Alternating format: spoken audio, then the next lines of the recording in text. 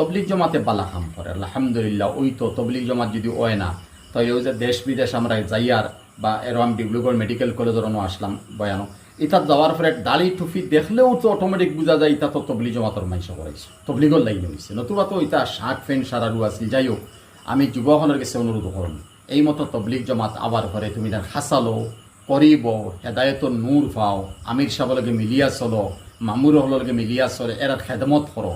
আল্লাহ পাকে এর বরকতে তোমার হেদায়ত দিব, তোমার নূর দিব।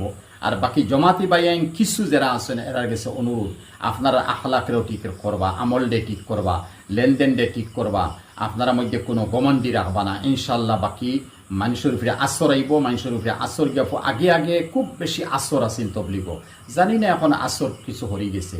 ওলা আগে আগে ওয়াজের উপরে বড় আসর আছিল, জানি না আজকাল হরি গেছে। আর এখানে কিতা লাগি জানি না, আমার এখন আমল বদনিয়তর কারণে ওয়াজেও আসর করে না, তবলিগও আসর করে না। আমরাও ইনশাল্লাহ আমলদার বন্ধ।